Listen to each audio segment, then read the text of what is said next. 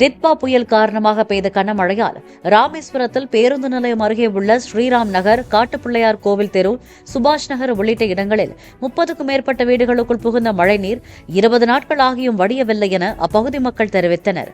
சாலைகள் மற்றும் வீடுகளில் தேங்கி நிற்கும் மழைநீரை அகற்ற நகராட்சி நிர்வாகம் நடவடிக்கை எடுக்கவில்லை என்று அவர்கள் குற்றம் சாட்டினர். 8ஆம் தேதியிலிருந்து இந்த புயலின் காரணமாக அதிகமான மழை பெஞ்சு ராமேஸ்வரத்தில் காட்டுப்பிள்ளையார் கோயிலில் அதிகமான தண்ணி பெருக்கெடுத்து ஓடி இருக்கு. வீட்டுகளுக்கெல்லாம் பார்த்தெல்லாம் முழங்கால் அளவுக்கு இருக்குது. அந்த தண்ணி நாங்கள் 15 நாள் அங்கே குடியிருக்கிறதுக்கு வழி இல்லாமல் வேறு இடங்களில் போய் அங்கங்கே குடியிருக்கிறோம். எவ்வளோதான் சொந்தக்கார வீடாக இருந்தாலும் அங்கே சாப்பிட்றது கூட வழி இல்லாமல் நாங்கள் தெரிஞ்சுக்கிட்டு இருக்கோம்.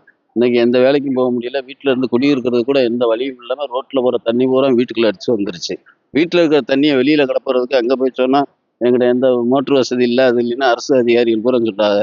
அவங்களே நேரடியாக பார்த்துட்டு போயிட்டாங்க. இன்னும் அந்த வருது அங்கேருந்து ராட்சத மோட்ரு வருதுங்கிறாங்க, இங்கே வருதுங்கிறாங்க. ஒரு சின்ன 10 வாட்ஸ் பல்பு ஓடுறதுக்கு அளவுக்கு ஒரு சின்ன ஜென்ரேட்டர் வச்சு அதில் போட்டா கொடுத்துட்டு போயிட்டாங்க. இப்போ நானும் காலையில் 5 மணிக்கு போய் கேட்டதுக்கு போங்கயா வரேங்கிறாங்க. இதே 15 நாளாக அதே வேலை தான். இப்படி சொல்லிக்கிட்டே இருக்காங்க. அதனால் இந்த தண்ணியை எடுத்து கொடுக்கறதுக்கு வழிவகுத்து கொடுக்கும்படி கேட்டுக்கொள்கிறேன். பிளே ஸ்டோர் மற்றும் ஆப் ஸ்டோரில் இருந்து பாலிமர் செயலியை QR கோடு மூலம் பதிவிறக்கம் செய்யுங்கள். செய்திகளை உடனுக்குடன் பெறுங்கள்.